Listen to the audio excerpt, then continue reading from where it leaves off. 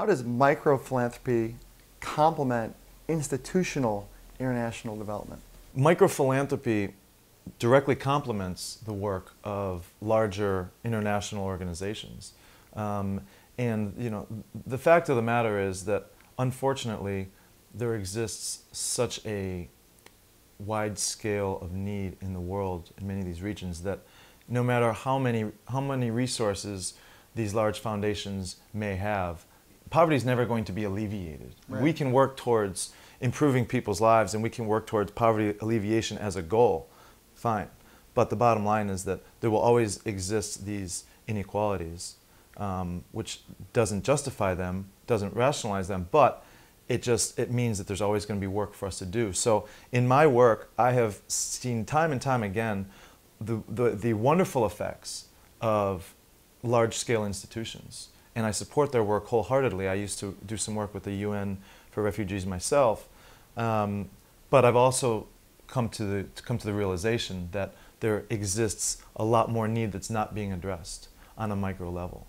And so even if you have let's say that there's a small community project that has been established by a larger institution, that small community project may have the resources in order to get by, in order to carry out its integral need.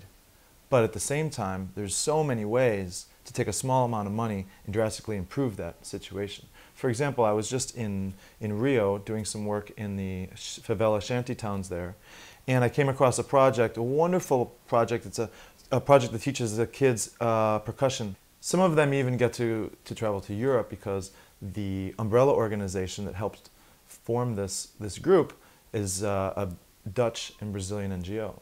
So in this instance, great, this money has come from Holland, and they've set up this project. Mm-hmm. Fantastic.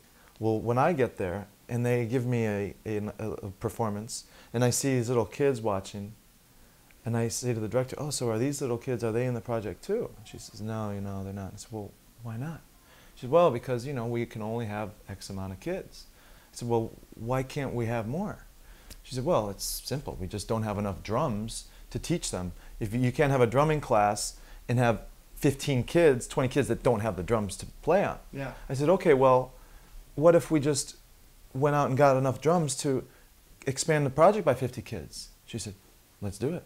And I said, "Okay, what do we need?" And the next day, we're at the instrument store, and we order $1,500 worth of drums, and now there's 50 more kids that are off the streets participating in this project, working with these teenagers that are their role models, that have shown that entering the drug trade is not the answer, and that there is an alternative, and there is this nurturing environment for them to grow and be kids and enjoy their life. So in many cases, it's that simple. It's just seeing that there's a need there.